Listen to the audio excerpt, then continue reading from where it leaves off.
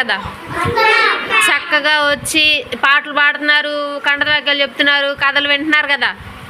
ఇవంతా లైవ్లో పెడుతున్నాను కదా నేను.